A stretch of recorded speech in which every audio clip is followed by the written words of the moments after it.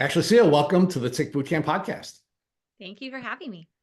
We are really excited to have you, but before we start sharing your story with our listeners, I also want to share with everyone that I have a really special guest co-host today. We have Alexandra Brooke Clark with us today. So Alexandra, please say hi to folks and just give them a little bit of information about your background and what episode you were on when you were last with us. Sure, sure. Hi, everybody. I'm so glad to be back. This is Alexandra, and I was previously on episode 409 of the Tick Bootcamp, and it's such an honor to be back. And I'm here to co-host and interview Ashley and learn all about her story. And I just can't wait to get it out there and reach someone who needs the help that they need.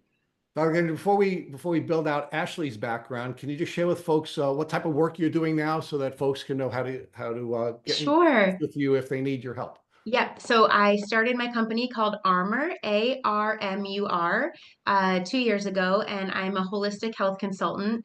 And after I went through my own experience with Lyme and mold and parasites and co-infections and all of the fun things, I wanted to start a company to help other people. It's the most overwhelming experience going through this, and you don't know where to start. And I wish I had a me when I was going through this to just help me take step one. And who do I call? What do I do? What herbs can I take? What doctors can I go see? And I have a really amazing arsenal of tips and tricks to help other people get through this experience in the best, easiest, softest way because it can be really hard and lonely. And I just want people to know that I'm there to help them, whether it's for Lyme therapy or just to help them say, I just got diagnosed and I don't know what to do. So the company's Armor, and we're based out of Boston. And yeah, and I'm so excited. Thank you. And we'll make sure that we put your contact information in the show notes so if folks want to Okay, reach great. out to you, they'll be able to do that. So, Great. Ashley, Hi. thank you for joining us. We've had you as a target for this podcast for a long time, so we're really happy that we've finally been able to connect our schedules and get you on here. So for folks who are not aware of you and what you do, can you give us just an outline of some of the things that you've done professionally? Oh gosh. Well, as an actor, I'm an actress, and I've pretty much done everything under the sun to be able to afford my career choice. But just recently, I actually last year decided to help at a safe house for sex traffic survivors. So when I wasn't acting, I was helping their healing journeys as best I could. So Use talk about trauma as best I could. That's wonderful. Thank you. So give folks a little bit more background about some of the places where they may have seen you, because when Matt and I were targeting you for this podcast, I had recognized you. So talk about some of the work that you've done professionally. Oh, thank you so much. Okay, well, I was a guest star on Ice Cold Killers and The Corner I Speak for the Dead. I performed at 54 Below in New York City just last July, which with for a new musical that's coming out called Boy on Billboard, which is it's life-changing. It's all about bringing awareness to people just not being okay and being okay not being okay. So it's kind of in the same realm as Dear Evan Hansen. So we'll see where it goes next. And I just wrapped a movie in October, and it's called Blue Moon Rising, but it isn't out yet. So it comes out hopefully this year. And I am set for a couple other projects that I am under NDAs already on. All right. Can't say anything just yet, but I'm hopeful that when I can, I will blast it to get people to the right place to watch it. Well, the last thing we want to do is get you sued under your NDAs when you're No, coming. I know. I was like, it's like, and I'm sorry, I can't say. But that's a really I'm just really grateful to even have that opportunity to say, because that hasn't been the case for a long time. So really, Well, really thankful. congratulations. Thank you. So, where are you physically, geographically? Where are you now, and where do you call home? Well, LA is on fire. So I have a couple homes. I have a home in LA, and I am currently in Texas, so that my other residency, and then I have a permanent address in Atlanta. So my mom is a retired flight attendant, so I have Wow. the opportunity to, it's the best gift she could have ever given me, but to fly for free, Yeah. as long as it's for fun, not for just for work. I can't do that, but I do get to go back and forth and have different places that I live in. All right. So I guess bi-coastal gal that you are. You're in. So you're physically in Texas right now? Texas. So it's like 20 degrees. Okay. Well, We have you beat. we Yeah, have. I know. Actually, I've been watching. Yeah. So I actually today just tangentially spoke with a client of mine in Texas, and he was off for a snow day, and I said, "I didn't know you got snow days in Texas." Well, there you Mhm. go. Yeah. Yeah, The not so in here, but in Houston, which is so bizarre. It never snows there, but I've heard that it's snowing there. So actually, let's talk about your childhood, where you did share with us that you had the gift of a mom who was able to offer you opportunities to travel. But where was your home base? Where did you grow up? What was it like growing up? I grew up in Texas, in Dallas, and I have the best mom in the world. She is my rock and my hero and has been through so much with me.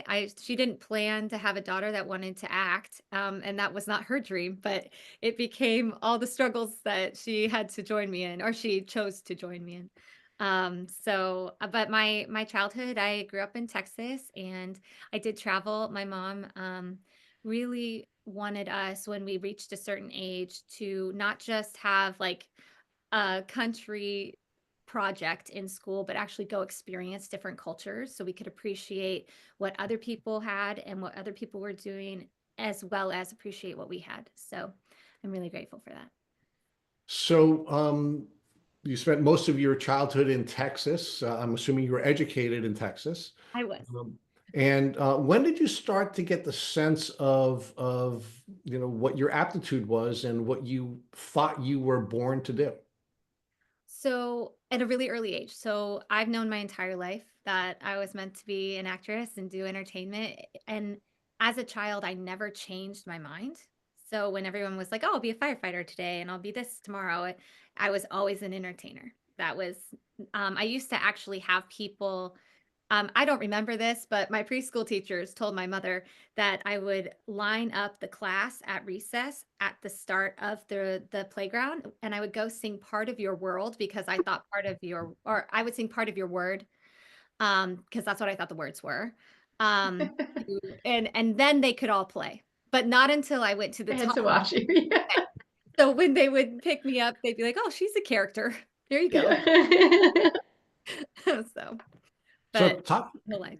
talk to us about your health. Were you a healthy child? Were you a healthy young person? What was your health journey like? I was always healthy. And to me, especially having such an adventurous mom, I the sky was the limit. Like whatever and I love spontaneity. I love adventure. So no matter what came my way, I was like, "Yep, we're doing it. Not even gonna think about it. We're just going." So I always had a bag packed, really, in a sense. And I never thought twice. I just always just lived my fullest, and just I never even thought that I would be sick ever. That was not even a thought in my mind. I wasn't anxious. I didn't have depression. I just was living life. And I was like, well, this is the step. So this is my dream. This is my calling. I'm going. I don't even like the word calling anymore, but this is where I'm going. And I just would jump at every opportunity thinking, okay, well, if I am the hardest worker in the room, then I will move forward. And that was just my game plan. All right. So one of the cool things about having an experience where you can travel a lot is that you do get a number of different enriching experiences. But Mhm. one of the downsides to doing all of that travel is you are also exposed to risks that you're not necessarily educated for or prepared for. So, for 100%. example, as someone who grew up in New York, we never had any alligators in New York, right? When we go to Florida, I'm not prepared to be aware of when there are alligators because I was never grown up. I never grew up around them, right? So, talk to Don't us do it. about, yeah. So let's talk about that a little bit, right? Because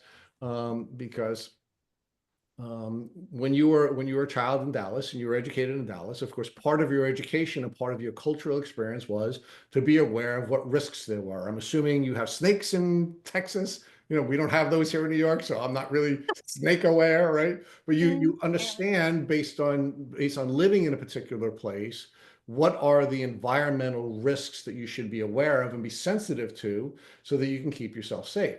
But when you're bouncing from place to place to place, right, you're being injected into new places and new risks that you're not necessarily prepared for. So talk about what the kinds of places that you went to during your childhood, how it was enriching, but perhaps how maybe you were not prepared to keep yourself safe when you were traveling to these places.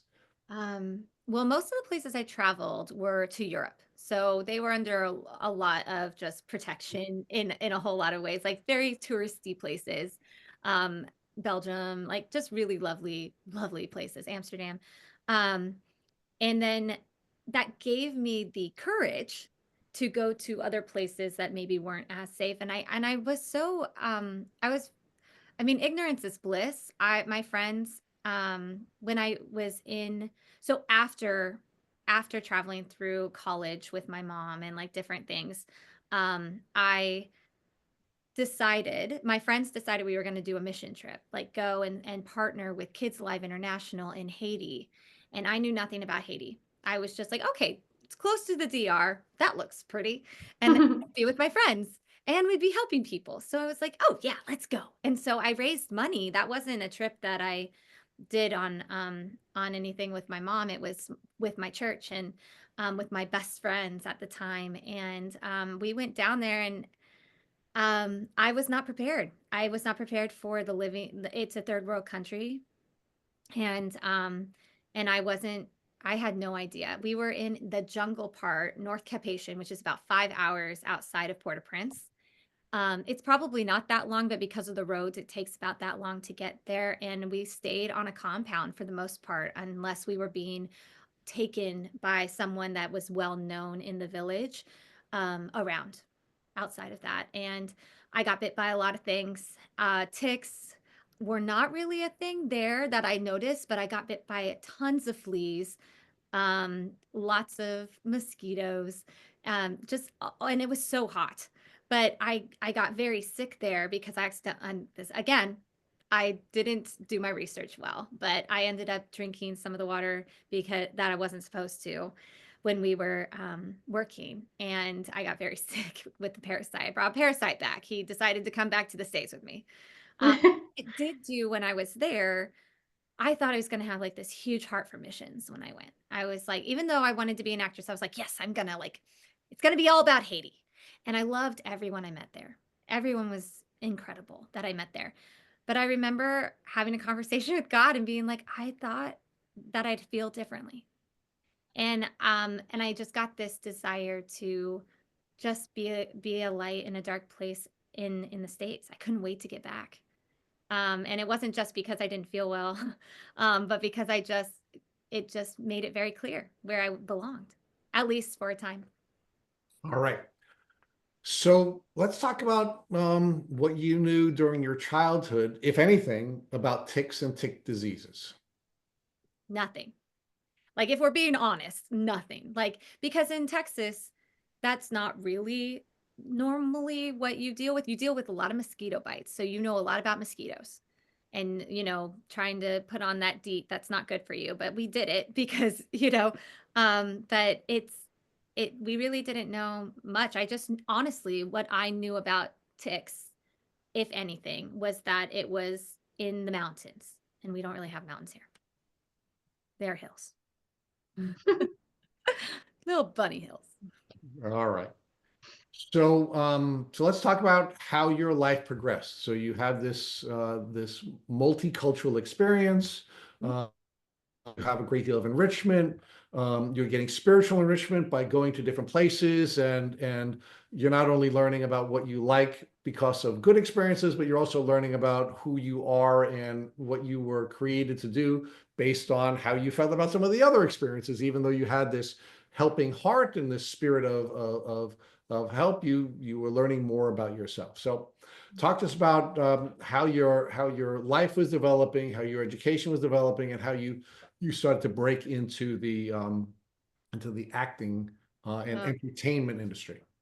okay. Well, when I got back from Haiti, um, it was a couple months later that everything just started being just one by one put together. And in a month's time, I packed my car up and I moved to LA. And it just felt like all of my dreams were starting like beginning. And I did, as even though I said I didn't go with rosy glasses, I definitely did. I mean, you just hope for the best. You hope for it not to be what everyone talks about. But, but I went and I started strong. I had a manager, I was moving forward. And then I started noticing that I would catch everything. I was so I went from being super, super healthy to coming back from Haiti with a parasite. And that was put on antibiotics. And of course, that took out everything, including the lining of my stomach. So then I had to heal from that because I didn't take enough probiotics, just the things that just that happen. But then I went to LA and I could touch a doorknob and end up with the flu or pink eye. And it would be someone random in the room. And I was never that girl. I was never that person that could be around someone far away and catch it. It just, and so after about a couple months in, I was catching all these things and I had no money. Like, I went in my car, let's go get the dream. And so going to the doctors and everything, I was trying everything not to go to the doctor. Right, So, right. just doing all the things, cayenne pepper, I don't know, cayenne, the whole thing that tastes so awful. You do it because it make you feel better. Um, and I had no idea what was happening. And then I was on my way to Malibu and it was going to be a relaxing day. I was taking the day for myself and I was going to just go work on my websites, do things by the beach. So when you think of Malibu, except for right now, because of Right. what they're going through, it's paradise. And so being new to LA, I was like, yes, we're doing it. And on my way, I started feeling dizzy and half of my face started going numb, which had never happened to me before. And then the rest of my body. So it just continued going up my arm and like down my leg. And I had to pull over and there's the ocean and then there's a cliff. So I pulled over in someone's like garage area because there was no other way. And I thought I was dying. I had no idea what was happening. And of course, with that, you have to find a bathroom right away. So there was nothing there. And so like I found this random supermarket, but like this has never been anything. And so I was like, okay, maybe I didn't eat enough. Maybe Right. I like didn't have enough protein in me that day. Okay, but like that was really strange. And so I continued on and shaky and it just like wrecked my day, but it really freaked me out. And then I was at Mm. the supermarket, just Trader Joe's trying to get food. And all of a sudden it started happening again in the line. And I had to leave. I had to leave all of my groceries I was trying to get because I was like, oh my gosh, I'm dying again. Like something is seriously wrong with me. So I made some appointments, all while also trying to pursue acting. So this made me nervous to go to events and go network because I never knew when I was going to start going numb or I was going to have a panic attack, and panic attacks weren't something I had ever dealt with before. But because I had just gotten to LA, when I went to the doctor, their diagnose they had diagnosed me with anxiety. And that was all it was. That's what they said. And so they're like, "Oh, you're low in B12. Let's get you on B12." And so I would go on too much B12. They would have me on too much because they wouldn't take like my weight and everything into consideration. And then they'd put me on an antidepressant and anxiety. They just blamed it on acting, and I never had that problem before. So but I was like, okay, well, obviously my body's freaking out. Maybe it is because I just moved, maybe it is because of all these things. And so I believed them. But then the medication would react poorly with me, unfortunately, and then I would end up having suicidal ideation, which I had never had before. And I was like, oh my gosh, I'm going crazy. Like Mhm. I've never felt this way, but I can't shake this, but this isn't me. So I knew at Mhm. the same time of thinking it, this isn't me. So I would get off that medicine, but then I would have to heal from whatever they put me on. It's like they moved my thyroid medicine up and down. I have hypothyroidism. So they would move my medicine up and down because they're like, oh, well, it's high now. And then it would be low. And that messes with you too. Yeah. So I was constantly healing from some diagnosis that they had put me on. And then along with that, Lyme just got worse. So I started having food allergies, and everything I was eating, um, most of were going to the wrong parts of me because the holes were in my stomach. And so it was going to the wrong, it was creating these, like, I think they call it leaky gut. Leaky gut. Hmm. And so it was thinking, my body started seeing the things I was eating as bad, even though they weren't, they were because of where they were located. Can I Um, ask you a question? Did sure. you ever, during this period when you started to have all of these allergies, did you ever talk to a doctor about mast cell activation? Girl, I Like, don't even know what that is. okay. So no. Okay. No, So, I wish I had known. well, so mast cell activation syndrome, essentially in short, is how I understand it, is your body it has to go on a very low histamine diet. Foods that are high in histamine, citrus, avocado, tomato, and like things that you think are considered healthy, your body essentially interprets that as an allergy. And so what you're describing, because I have mast cell activation, is very true to that diagnosis. So I was interested at this point if anybody had thought outside the box yet about what you were telling them when you started to go seek help. But no, okay. I wish they had. I Right. honestly didn't even know to ask about Lyme. I knew nothing about Lyme Yeah, disease. Didn't even know same. the word, honestly. Right. Like I barely knew about it. Right. And so that was never, and the blood work they would take. I mean, there were at one point, I remember like the lines of different blood work that they took. I've Oh, never seen so much. And it was like, I'm not even exaggerating, 11 different files. And I was like, I'm never going to be able to pay this off. I'm like this I poor know. actress. And I will tell you, I'm still paying everything off, Mm-hmm. still in debt, trying to get there. I'm almost, Mm-hmm. but it's been 11 years. Yeah, I know. So it's really, really hard, but you Yeah. do whatever you have to do because you feel like you're going. Desperate. Yeah. And I remember being at this networking event before when I was still going to all these different doctors and they were giving me the wrong diagnosis. Um, and I remember seeing someone pass me and I thought to myself, man, I don't know you, but I wish I felt like you. Yeah. I wish I had your life. Yeah. Yeah. So Ashley, what was the window of time between when you first started to be symptomatic and when you finally got a diagnosis of Lyme disease? Okay, so my symptoms started in the very end of 2012. And I didn't actually, I did the whole Western medicine. I tried. And then in the beginning of 2015, my friend here in Texas, when I came home for the holidays, was like, well, if you're willing to see my homeopathy person, you could go to them. And I was like, voodoo, like witch doctor me. We're done. Yeah. Like I've done everything else. Right. I was like, sure, let's go. Like, and so I made an appointment with her, and that was gonna be in June. So I made that appointment in January and got on some oils, some essential oils, which actually really helped me.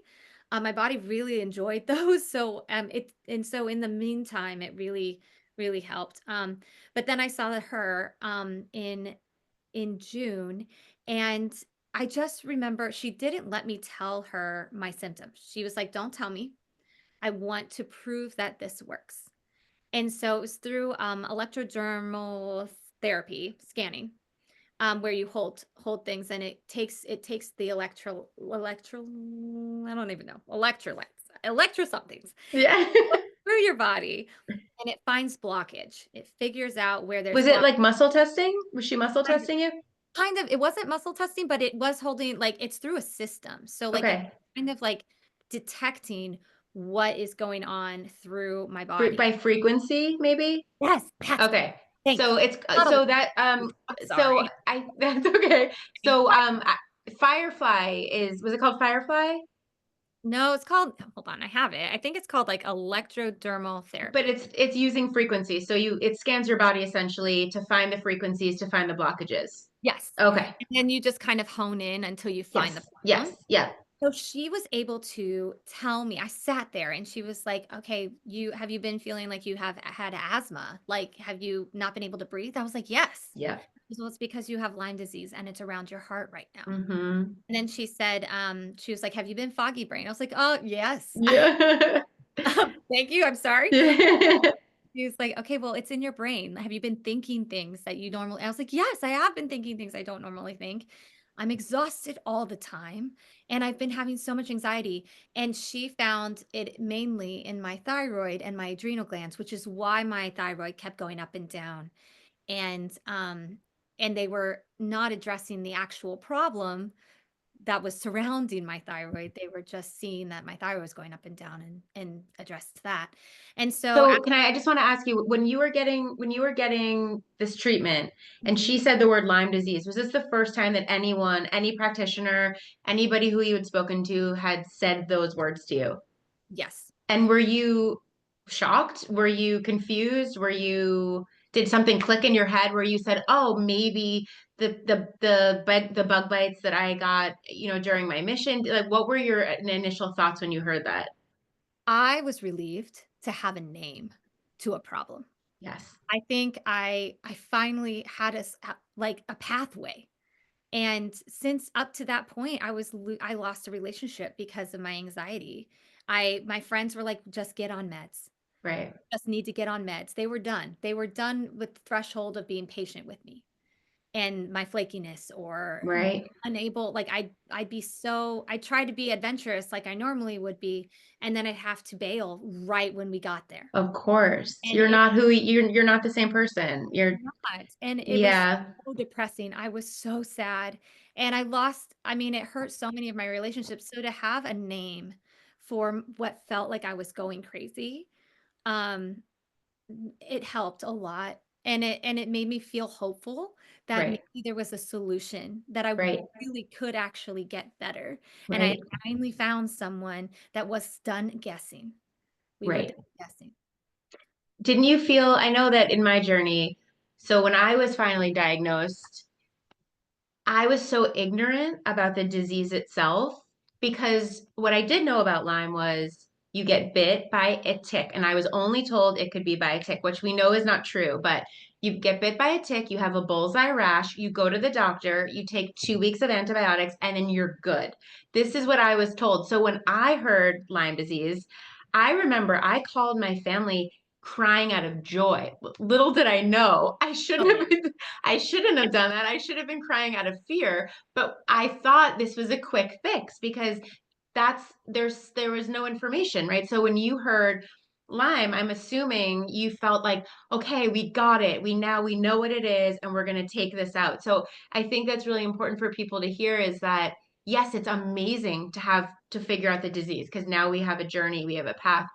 Oh, But yeah. everything you've ever been told about Lyme disease, I'm assuming. Oh, I knew nothing. Right. It's Knew very nothing. different. It's a very different disease. So you heard this diagnosis and you finally well, I remember feeling once I got the diagnosis and I felt like I had someone who believed me, everything shifted for me. Did you feel like that? I definitely felt like, so she was really honest with me. She was Yeah. honest about the journey. So she was like, okay, you're gonna feel really crappy for a Yeah. long time as you detox this. Right. Um, what I wasn't prepared for was the loneliness of the healing. Right. Uh, um, because you can look completely healthy on the outside Yeah. and feel so awful. The It's truly the invisible disease. It really truly is the invisible disease. So I just want to, for everybody listening, you were in her office, you get this diagnosis. Tell me what was your protocol? So you now have Lyme. She finds it around your heart and your brain, which is causing the suicidal ideations, the anxiety, all of this stuff. What is the plan from this practitioner for what she thinks you should do to treat this? Okay, so this starts a journey. So, Okay. so what I started on was, there were two different homeopathic drops, one for Bartonella Yep. and one for Babesia. and thank you. I always Yep. want to say Battistelli, and that's not right. It's So Bartonella and yep. Babesia, and you worked your way up. So I would start at one drop and I would work my way up every 3 days, unless like I started herxing. So if you Yep. know what that means, it's when my body reacted so strongly to me trying to detox that I needed to back off a little bit, Mm-hmm. my body heal a little bit before I could move forward with the drops. And but I didn't get, that was it. That's all I had. So I didn't have support. Okay. So I wasn't necessarily supporting the pieces of me that were working, because part of Okay. Lyme is that it moves. So once it's like, you know, you detox out of your brain, it's got to move away from that. And then it'll sometimes grab onto a weak part of you. And then you're having issues there for a while. So I wasn't Right. supporting a lot of my other things that were working um, Right. with me in the meantime. And that plateaued me because I was also pursuing acting. And in my head, since I've been like little, that was my goal. That was my dream. Nothing was going to get in the way of it. Mm-hmm. But when I would plateau or get to a spot where it was either too hard, or I was like, well, you know what? I feel okay today. I would not do the protocol Right. in order to go network or in order to get out of bed Right. and Right. actually. It's a really hard balance. Yeah, it's a really hard balance because the herxing, the die off of all of the toxins that are then floating around, I think that people need to talk more about detox pathways. It's hard. And I wish in my journey I had known more about that in the beginning, because it was just kill, kill, kill, kill, kill, kill. And you're sitting there and everything's dying and it has nowhere to go. And then you feel just horrific for weeks. And so I think that the Month. detox, yes, yes. I mean, oh yeah, there's been bouts where it would last for months, but when we're killing off all of these toxins and these parasites and the Lyme and they're spirochetes, right? I don't know if you've ever like Googled what it looks like, but they Pretty burrow so deep in you. And when you get them and they die off and you feel so horrible, as you know, you're left with, it's a very lonely, scary place to be, because you're saying, I'm doing all the things. I'm listening to this practitioner, I'm listening to this person. And I know it's, in a way, you're happy because you're like, I'm killing them. I'm doing what I'm I'm supposed to. doing what I'm supposed to do, but my life is on pause. I am a shell of a person. I've lost all of my relationships. I don't want to go and talk to anybody, because what am I going to speak to them about? How I've been crying for the past 5 days because I can't, no one understands. And it's this very isolating process of, you feel like there's an alien in your body, right? And you become disconnected from everything around you. And I think that it's such an important part to talk about, because I appreciate when the practitioners say this is going to be really major. Don't think this is going to be a walk in the park. But you have to mentally prepare yourself for it. It's not going to be easy. You'll get through it, but it's not going to be easy. So I think people in the Lyme community share that sentiment of, we all know when we know when we take too much, and you're just like, oh, here we go. I know. And Here we go. it's funny too, because like, it's not really funny, but when the die off happens, you kind of want to celebrate, Yeah. feel awful. So that's like a weird juxtaposition to be like, oh, yay, I feel bad. Like, you A know, hundred. oh, I used to be like, I feel so bad today. I'm killing so much. And everyone would look at me like I was crazy, yes. crazy. So, yes, it's this very weird, lonely situation to be in. But so you were on these two tinctures, you were on these two homeopathic remedies. Do you remember what they were? No. Okay. Okay. That's okay. I'm just A while curious. ago, so I'm not, I'm just curious. I know And what I mean now. so, yeah. And how long, do you remember how long you were on those? So I felt like I had the flu for about 8 weeks every Okay. day. And you just have to press through, which was so Right. I know. even just walking to the bathroom or walking to your car or having to driving gave me so much anxiety. I can't believe you were able to drive. I pulled over multiple times. Yeah. Yeah. It was people thought I got from A to B. I didn't, without Right. usually having to pull over with a panic attack or Right. or Right. struggling with it. It is Yeah. not, and that's the, like what you said about mentally preparing. There are pieces of it that I wasn't like, even when you mentally prepare, the emotional toll that sometimes you go through in some of the detox is brutal. It's brutal. Brutal. You think you're the weakest link. Like Yeah. for me, I felt like I was the weakest friend, or why would anyone choose me over another actress who can do everything I used to be able to do? You And then become very, very insecure. so insecure and Yes. desperate looking. So, and I was desperate. Like, let's just be real. I'd go to bed Right. and I would have just this much energy. And that energy was for that event. And that was it. That was it. Give that energy to these people that didn't even know me, trying to make it so that they found favor in me so that I could move forward with my career. But I was coming off desperate. And there were so many times that they were so mean to me. Like they would tell me later, oh, we just talked about you afterwards and how desperate you seemed. And I mean, and part of the struggle is that like inwardly, you're just broken. You're broken in all Broken. your whole dreams. Everything just kind of feels like it crashes down Yep. because you never thought that a piece of it was going to be your health, that you Of weren't going to course. health. Of course. And so when that happened, yeah, I felt desperate. I had a hard time driving. Everything was so much harder. And I was nannying and I was doing things. So I Yeah. was responsible for other human beings while I was also not feeling well.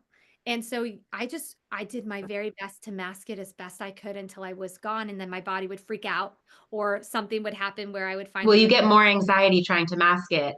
So you get nervous about trying to mask it, which then causes like a vagal response, and then you're freaking out even more. But I'm curious, did the homeopathic remedies get those 8 weeks that you had huge hercs and huge die-offs? Did you stay on the course with this practitioner and continue homeopathy, or did you go, okay, so tell us what happened after that? So I got to a spot where I plateaued. So in Okay, my head, because I didn't know a lot about Lyme disease, still didn't really know a lot. I just right, knew the basics.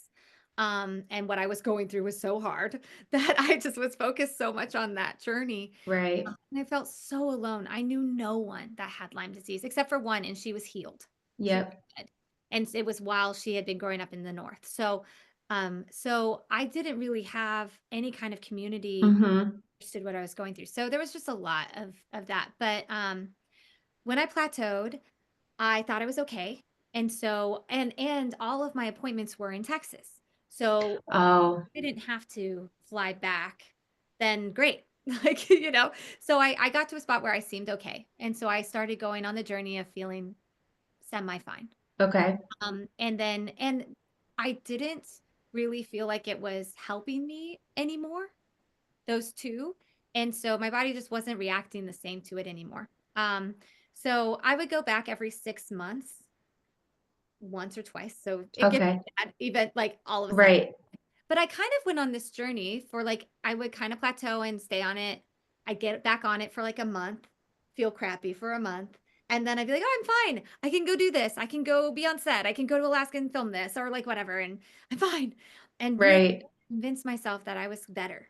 And okay, so I didn't feel normal. I just thought, okay, well, maybe these are just the repercussions of a trauma mm-hmm, and that I am better. I'm just not over the trauma. mm-hmm, And then I let's see. And so that lasted until 2017. So I okay, did this back and forth till about 2017. And then I was put back on it.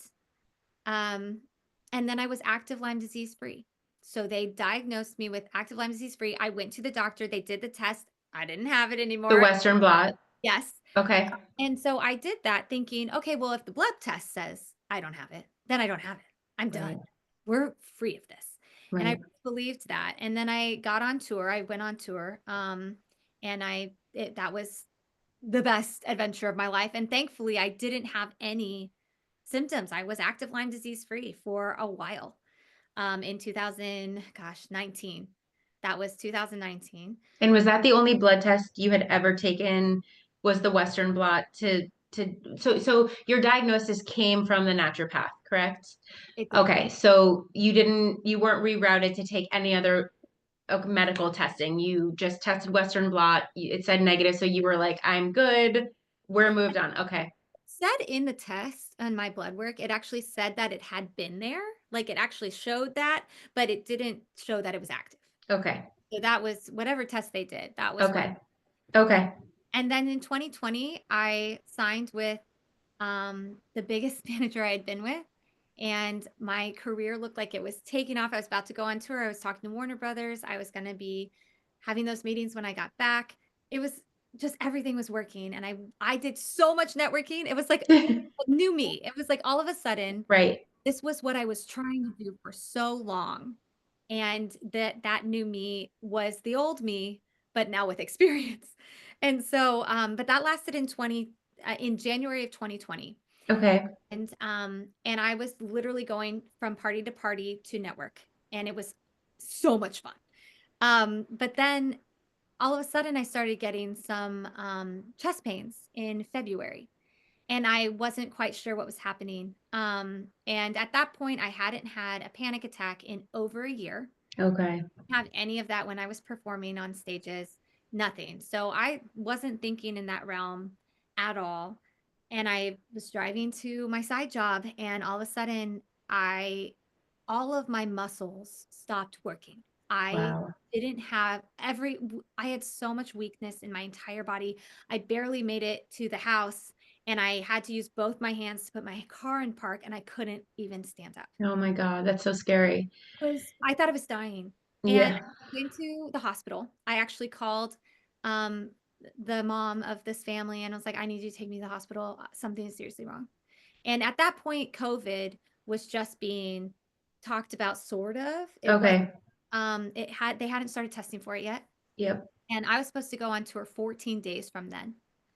And from when I was in the hospital. And they looked at me, and they were like, this doctor who just blew me off in the emergency room after 5.5 hours said, "Oh, honey, you had a panic attack. I'm gonna give you Ativan and send you home." And I was like, "That's not what happened." And I Right. need to be Right. for everything. And he tested me. They came out with that I had lactic acidosis. So as if I Okay. worked out a lot, my muscles didn't have oxygen in them. And he gave me Ativan, and he sent me home. Now, And did you, at this point, when you were feeling so good and you had almost a surge of energy and you were going to these parties, do you think in retrospect, looking back, that, and I think that many of us who have had Lyme share this, I know for me, I have a very small threshold of what I used to be able to do from what I can do now. And even emotionally, and it's hard to describe. And I don't know if maybe looking back, you agree, when I get really excited about something or I'm doing something that is a lot of social, like speaking and having to emote, I have like almost like a vagus response in my vagus nerve, and I crash. And I'm wondering, do you think that when you went so hard and you were networking and hustling and just running around and going to God, these parties, right? Do you think that maybe your body, it was just too much? I think I finally, like, there was like this feeling of I had healed. Like in my head, I was like, I'm healed. I'm You fine felt really good. there. And so I didn't ever have that. It was almost like I had all of my energy back. Okay. And I went to this doctor, or went to the hospital. And when I went home, I slept 23 hours. Wow. I thought I was going to die. I would wake up not being able to breathe. Later on, I found out it was COVID. Um, Oh, okay. that. And then after 10 days of literally not being able to walk, I could barely walk to, if it weren't for my mom, and my mom flew in. I was Yeah. like, something is seriously wrong. My best friend held me as I cried because I couldn't breathe. She Oh. didn't know I had COVID. Thankfully, she didn't get sick. Um, at the time, Surprise. I know. But I would try to do a squat or anything because I was Yeah. in the best shape of my life for tour 14 days from then. And I Yeah. wasn't needing it this time. And I was like, "Oh, I can't do a whole tour if I'm feeling this way." And so my mom helped me work because I had to go to work. I had to work. Hmm. She came along with me so that she would drive, help me with the kids, like everything. But after 10 days, I was not okay. I still wasn't. So I flew. Thankfully, I don't think I had COVID on a plane, but Right. I flew to Texas, Back to Texas. and I met with a different doctor. And how did you find that doctor? That one was in the same office as the one I had seen, the homeopathy physician. But she had, in the process of the years I would get on and get off, she finally said, "We need to support your system." Mm-hmm. She started supporting my gut. She Mm-hmm. started helping me by supporting my. She gave me Metabolic One, which Was is this a functional doctor? what Okay. So she put you on metabolic one. What else did you take? Do you the remember? Candida. She Yep. put me on Candida. Candida 9, I think. Mm-hmm. And then on top of that, I was taking the 2 drops still that weren't working very well. Okay. But we hadn't realized yet that I had plateaued there because I hadn't taken it. Mm-hmm. I had prioritized my career over my health. Okay. And so at this spot in 2020, I went to her. She was like, "Babe, you have full-blown Lyme disease. It is all over your body." So Yeah. anything I had dormant looked Came like, back. Yeah. and it went through my joints, through my muscles. I had such bad, I didn't know this word until later, but Lyme brain. I had foggy brain. I had my eyes, I'd get so dizzy, but my eyes would do something funky, and Mm-hmm. migraine, like Mm-hmm. all these different things. My heart, like just so many, and of course my thyroid. My thyroid Right. was hit first because that was my weakest. Yep. And Yep. so my meds would be off for hypothyroidism, which is never fun. No. I got on a different medication, or like a different drop to, I think it actually was called Lyme.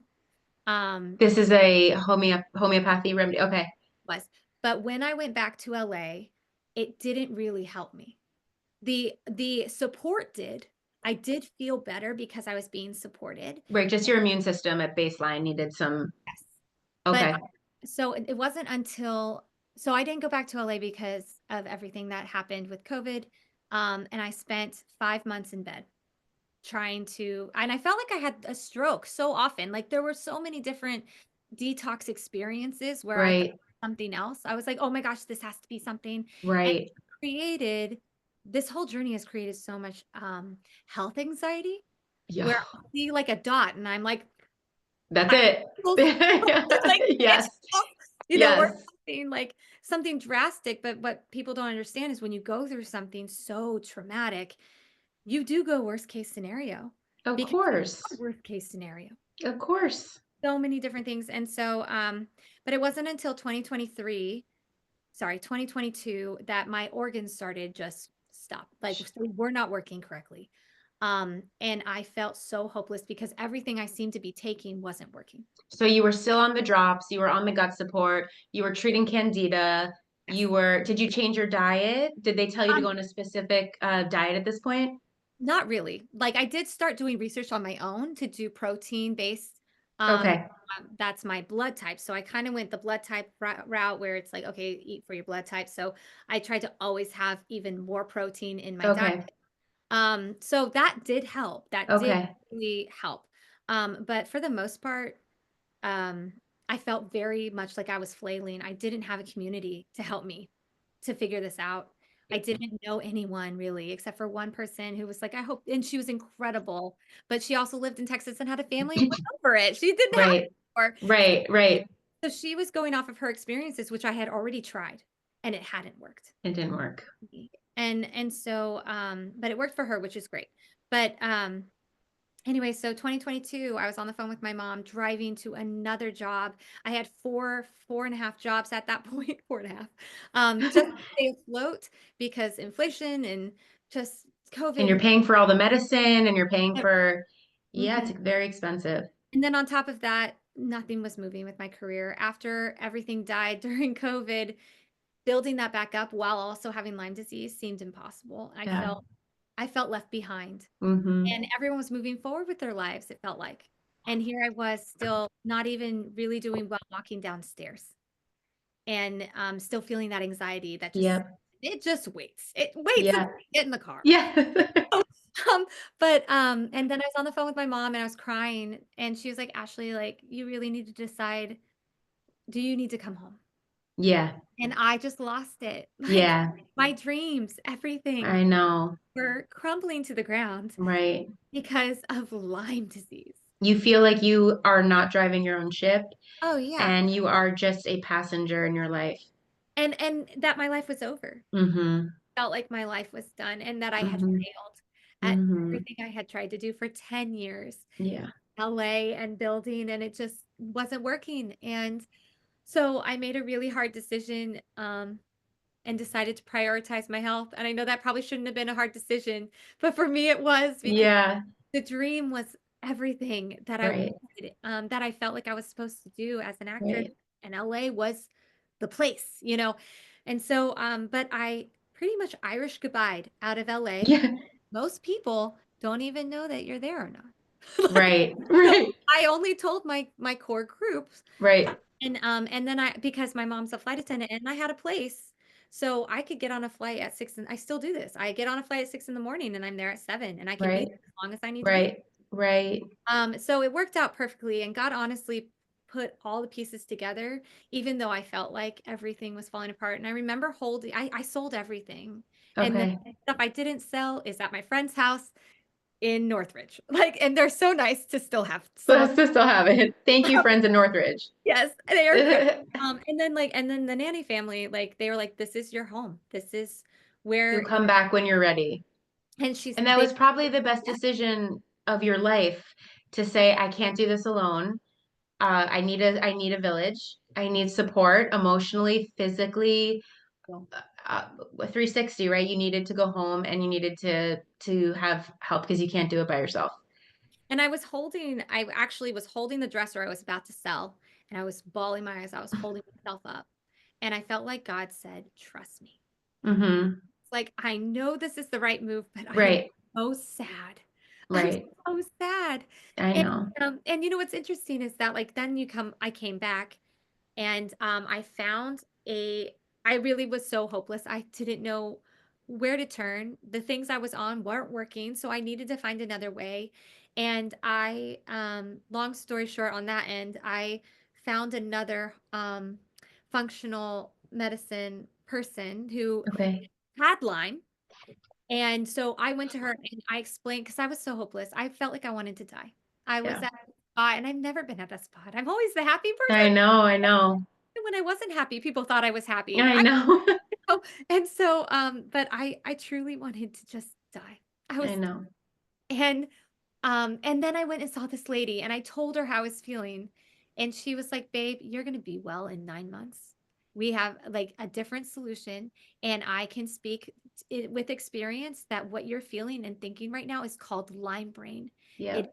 not who you are. It isn't you, and it's the Lyme, and you will be okay. You will not always hear this voice." What And did you think in that moment? Were you like, ah, were you like the I angels have cried. sung and yeah, and you feel yeah. I cried harder than I'm crying now. Yeah. I finally felt like I had hope for life. Yeah. I Yeah. actually could see a light at the end of the tunnel. Because she went through it and you knew that she could do it. She was the first one, Right. the Right. first person that could tell me with experience that I wasn't crazy. So And what did she put you on?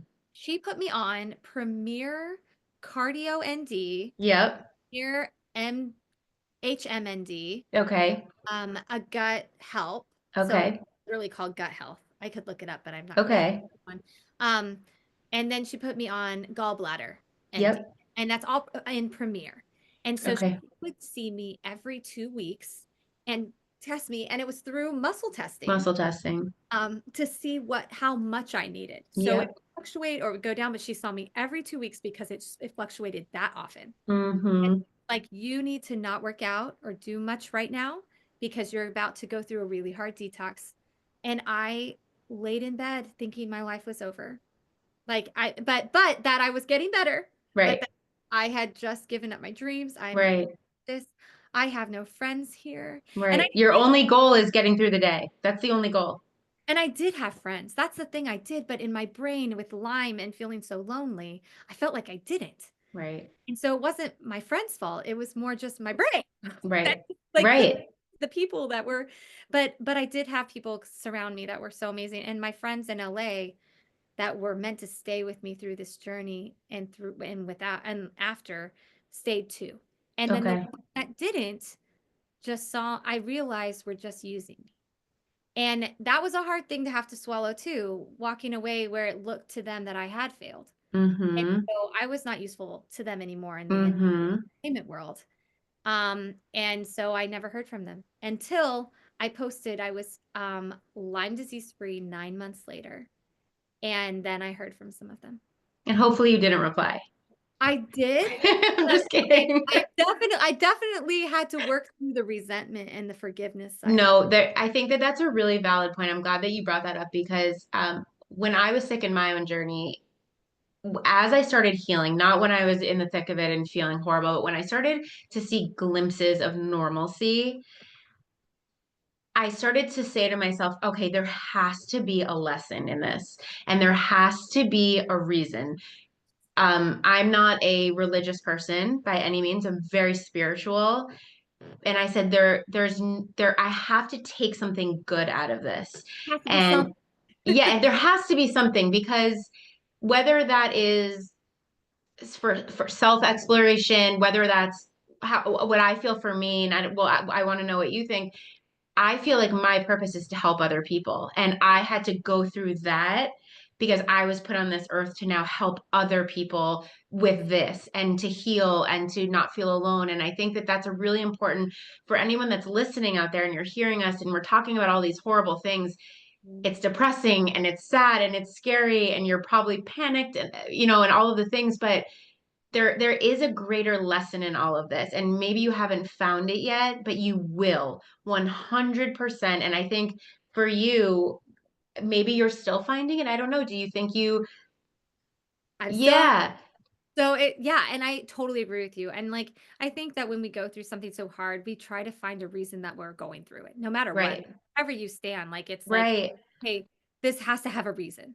This can't just be because of life. Like, right. like You're it like, has, I'm a good person. I do all of this. I went on a mission to Haiti.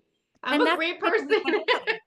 That's where they believe I got it. They think I got it through flea bites in Haiti. Yeah, that makes perfect sense. That And makes perfect sense. I mean, and in my head, I was like, I was literally Doing something good. I help know. people. And Right, the only one in the whole group that got Lyme disease. So that made right, it feel worse. I was like really right, right, singled out. I didn't like right, right. um, but then okay, so I while I was laying in bed, this is such a cool story. And I want to encourage people that things like this actually happen. I'm laying in bed and I had no money. I was in so much debt because of all of the Lyme treatments and it was worth it. And I saw the debt as being worth it because you just when you have your health, you have everything. So Yep. I'm laying in bed. I'm and I got this random email from a director I had never met before, and he found me on a website called Backstage, and we don't use really Backstage is a website we don't use in LA, so I had not been on it since early 2000s. And it's expensive to pay for to subscribe to, but I liked the project, so I was like, okay, God, I was like, this is literally all the money I have left in my account. Do I sign in to because I checked and I couldn't get in. Do I actually pay the subscription so I can write this? Right, And I was like, oh, what do I have to lose? Everything. right, And so I right, right. all the money I had in my account. And I got in and I realized that, and I was a brunette at the time. But I'd been a blonde my whole life. So to see that on the site, my Yeah, actual brunette headshot was accurate. It was up right, to date, but nothing else was. So I updated it. right, I wrote that and I did everything I knew I wasn't supposed to do and what you're taught not to do to protect yourself in Los Angeles, right. Hollywood. And I gave him my personal information because I had nothing else to Like, list. this is my address. This is my social. I'll work for free. Yeah, exactly. I was like, he ended up calling me that night and told me about the project. And I said, sir, how did you find me? And he said, well, I'm a man of faith. And he said, and I looked, I was like, how do I find my lead? And he said, I found this button at the top right hand corner and said, see if there's any talent that hasn't seen the breakdown. He said he clicked it and my brunette headshot popped up. Wow, And I said, well, that had to have been God because I wasn't on this site. wow. And then 3 callbacks later, I ended up with the role. And that started this journey, that started this momentum that has not stopped. And it was while I was resting and prioritizing my health, Yep. literally had nothing to give. I wasn't hustling. I had nothing. I had nothing to give. Were you still very ill at this point? Where you were in bed, right? Hmm. So how long from the point where you guys emailed, you connected, did you have to audition? Were you able to get out of bed to do that? So this blue screen behind me, Yeah. self-tapes is a beautiful thing. And Okay. I would literally wear like sweatpants Yeah. and put on what looked like I was wearing a lot of Right. beautiful things, and then I would do the self-tape. Audition from home. Yes, or I'd have Zoom meetings. Okay. I would just have to be on for so long and Yep. would go lay down. Or I would go and in the process of this whole thing, I did 2 shows. I did 2 musicals that were so hard. And that's all I did. I would literally give everything to them and then go lay down and And sleep. the course of treatment stayed the same. It was just the what you just listed, the support for your immune system and a few homeopathic things, tinctures still, the homeopathic. Okay. And was it ever on the table for you to be, I know you said you were on a Lyme tincture. Was that like cat's claw, wormwood? Do you remember what was in that? No, it was a It was pre-made pre-made tincture, but for that's what worked. That's what penetrated. that one didn't, but That the didn't. near ones, the The HM premiere really worked for you. Okay. so well, and like it was still a really hard detox, but I felt like I was getting better every 2 Yeah. weeks. Like it was, and it took the care of these physicians that, and like I have 2, like I have 2 homeopathy physicians that I go to depending on like where I'm at with things. Yeah. And they Yeah. both are so caring. They've seen me through so much. And the person I'm seeing now still has me on what the other one put me on, Okay. but I'm having heart issues, like it's just like a continual, so we're trying to figure that out, but it's mainly right now it's because my system isn't draining, so everything is sitting and not Yeah. draining. And I know that sounds weird for everyone, but like N- it's No, that's are you talking about the detox pathways? yes. So let's talk about that for a little. Sure. So in my own journey, detox was everything. Every functional that I would go to would keep saying detox, and I was like, "What does that mean? What do you mean detox? What is that? What do I have to do?" So right, so we detox through sweat, Mhm. going to the bathroom, Yes. right? So we're peeing, we're pooping, we're sweating. Yep. And people who are chronically ill, TMI, but we're not TMI, No, we all go to people who the are chronically ill sometimes cannot do 2 of the 3 things. It's very hard for them. They're chronically constipated. I know people, I have clients who will sit in a sauna of 180 degrees for an hour and will not sweat. Mhm. You too? Okay, so that is very common with Lyme. And opening up those pathways. Yeah, it's crazy, right? It's crazy. So I think detox is huge for people that are listening to know that if you are in the middle of healing, Mhm. you can take a million things, but if you're not ridding yourself of the infection, it's just literally swimming around in your It's system. not helping. It's It's not almost helping. Right. So, what are you doing now that has worked that is under the umbrella of detox? Tell us what you're doing. Well, I'm in the process of it now. So Okay. good for 8 months. And now we're back to it's so weird. Lyme is so strange, but like you can be so great and be going strong again, and then all of a sudden you are absolutely not okay. Yep. Like there's no middle. Yep. So I went from planning everything. I was going to be actually making a move to Atlanta, Okay. 3 different places, but now we have a residency there. It's Okay. fine, but I'm not Okay. moving because everything just started falling apart in 2025. And a little before it. And so these past 2 months have been really, really hard.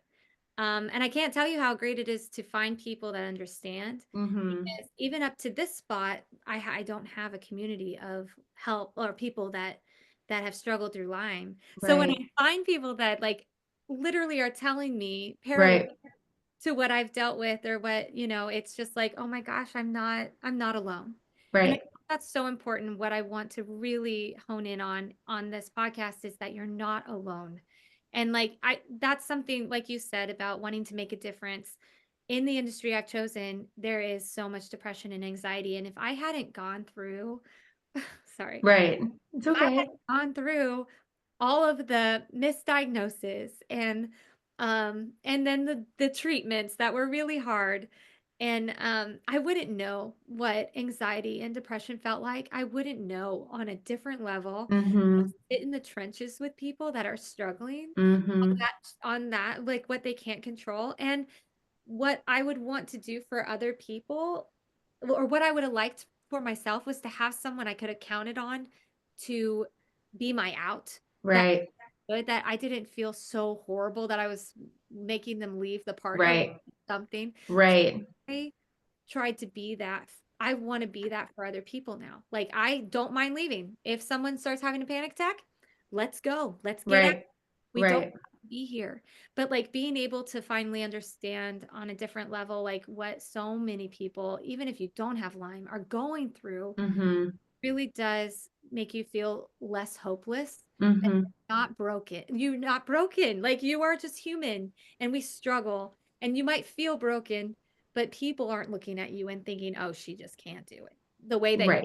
tell ourselves Right. going through it. And And I, maybe that's your lesson. Maybe that's your lesson, right? That you're not oh, broken and you are good enough and yeah, you will make it and you are not, your okay. worth is not dependent on your career, right? Not. And like, I It's mean, not. just to know that I was laying in bed resting when everything started, I didn't do that. Right. I was prepared, but I was sick, so I wasn't prepared, like, Well, and it's interesting because they say that when your body feels safe, that's when it becomes the most comfortable to release everything. oh, the So feedback setting. maybe, yeah. It's So sick. you might have been in that period of feeling safe Mhm. and you almost felt worse because your body was, instead of holding it all in, it was letting it all out. And I think that now it seems like I don't want to say I mean, it sounds like you're having a flare of some sort, Yeah, right? So it's 2025 and you've gone through all of these things and you're working on detox now, right? So are you doing the hot sauna? we're doing Epsom salt Okay, baths. Epsom salt, Um, we're trying to do the draining where you like tap and rub in the certain tapping. spots and like Yep. try to get that draining going. I'm taking a systemic drainage drop. Yep. Um, I wish I knew what brand, but Okay. it's a drop. It literally is called system drainage. Okay. And then on top of that, I'm doing the cardio ND, HMND, Yep. gallbladder ND. I'm also taking Smart Silver. So they Like have, colloidal I am. silver? Mhm. Yep. They're having me take a couple teaspoons of that. So they test me in order to figure out my dosage because everyone is different with dosage. Everyone reacts different. And depending on how much buildup you have, your body can't actually take in as much as maybe it calls for or what your body says you need. Right. Have to build up to that. Right. But so note to everyone listening, don't take colloidal silver without a practitioner because it can be very dangerous if it is not sourced properly. So I also take colloidal silver, but I've seen people get it like almost on the black market. Don't do And colloidal silver, for those who don't know, acts almost as a magnet for infection. So I put it up my nose, I put it in my mouth.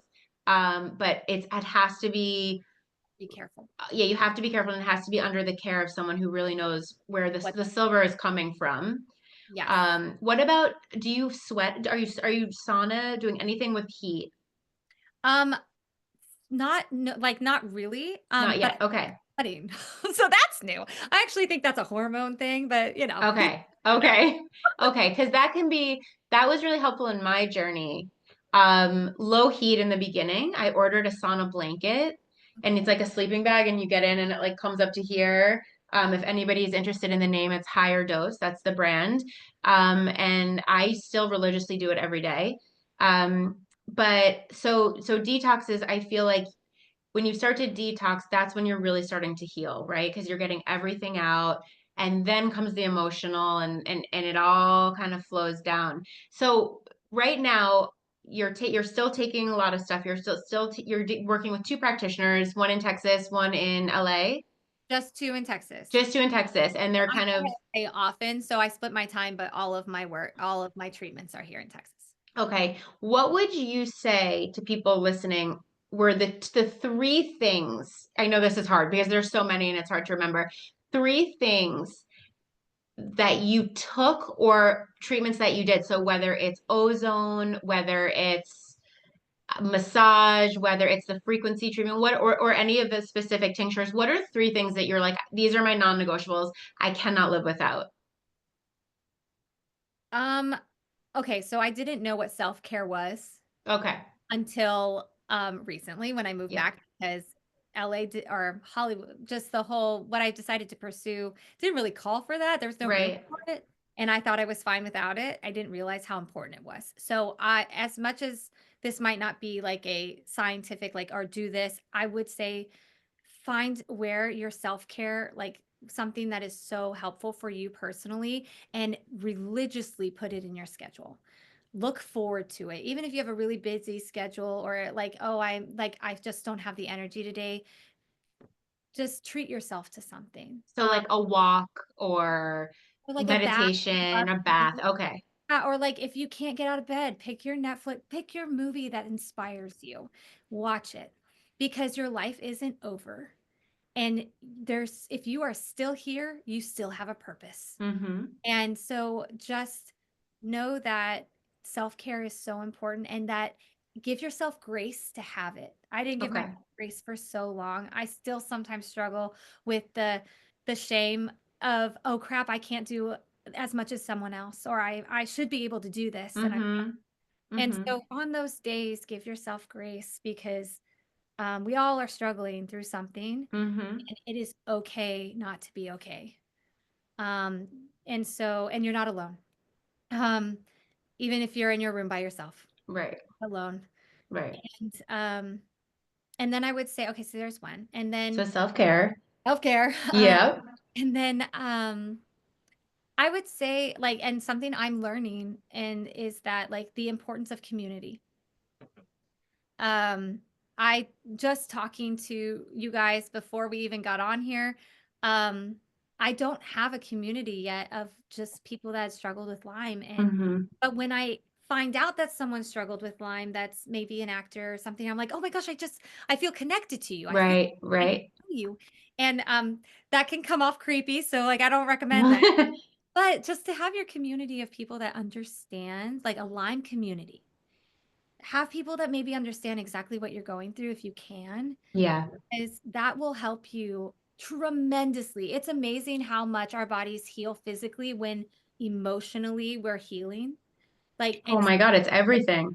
it's so crazy. And so those all coincide together. And so if you can emotionally feel uplifted by someone that has struggled a little ahead of you, Yep. you're going to feel better, and it helps your body heal. It presents, it's the weirdest thing, but it really does help. Yep. Your body sets it up for success. Yep. And then the third one is, everyone has something that works really well for them. I'm still trying to figure out Right. what is not going to plateau, but like actually see me to the end of this journey, because I truly believe, and I will hold on to this, that I'm going to be fully healed someday. And you're going to be fully healed too. Like whoever's listening, like, I do not believe that this is a lifetime of suffering. Um, but as each wave comes, um, I plan on trying the oxygenation. I'm actually looking into that right now, but I know it's struggle, like there is herxine involved. So I'm trying to do my research on that. I don't know enough Yep. about it, but I know right now the cardio ND is helping. I'm trying the system drainage. I need to drain this so that my Yep. lymphatic system can move things, so that I can maybe be Mm-hmm. and support. So I would say finding, I still am on that journey of finding what's going to see me to the very end. And in the meantime, I'm trying a lot of things, and I'm trying to keep my head above water. You're doing great. You're doing great. And you really are. It's exhausting and it really Oh, is. It's exhausting and every day presents new challenges. So I want to ask one final question. yes. Okay. If you were to look back into your darkest day, right? Those days where you were in bed, you had to leave all of your stuff and your dreams, and you felt like you had given up on yourself. What would you tell yourself to get through those times? What would you tell yourself on the other side of it? Because even though you feel like you're not fully healed, give yourself some credit and give yourself some grace and look in the mirror, and you are doing amazing. So, what would you tell yourself back then how to get through this? Um, so when you're in such a dark spot like that, you feel like you're the only one in the house. You're in Yeah. a dark house, and that house is telling you that there's nothing left. And being sitting in that house, you try your hardest while also feeling so horrible to try to get out. And no matter, I had so many strong people around me that were speaking life into me and like really encouraging. But when you're going through it, you're in your head, it's just you in that house. Yeah. So I would say it's not over. Hmm. Your life is not over. And if you could just see what's outside of this house, it is worth trying to figure out a way out. And I mean, I wouldn't have the movie that I just filmed. I wouldn't have such a sweet, incredible spot where I feel like I have a quality of life now in my career while also struggling through Lyme disease. Um, Right. and actually moving forward. I wouldn't have any of that if I had stayed there and Yeah. decided to succumb to all of that. I Hmm. just know your life is not over. And even though it feels like it in the moment, there is something just around the river bend, if I can Yes. be honest for a second. Yeah. But there's something there, and seasons do change. They do. It's proven by most people's lives that there are ups and there are downs, and you are in a valley, and that valley, you're gonna see yourself through it. It is okay. Absolutely. You're something around the corner is going to make you smile again and make And That's then once you're fully healed, we're going to make a movie. We're all going to be in the movie about Lyme. You're going to star in it, and we're going to oh, teach everyone. like method acting. right. So I can't thank you enough for sharing this really beautiful story and sharing it with us in the way that you did. And Alexandra, I can't again thank you for joining us for a third time, second Thank time you. co-hosting, in sharing this really beautiful and powerful story with our community. So actually, before we go, can you share with folks how they can get in touch with you if they wanted to either support you or gain support from you on this journey? Um, so I'm hardcore on Instagram, so please feel free to private message me. I answer them. No one is taking over that for me. So Mhm. I am the person that's looking through, at least right now, looking through the messages, and that's probably the best way to get a hold of me if you want to message me. And then I also have an email address, a sunny seal ordeal at gmail.com. And I have a website. So even if you can't remember that, that's okay. You can it says contact me, and you can contact me through my website Thank at you. gmail.com.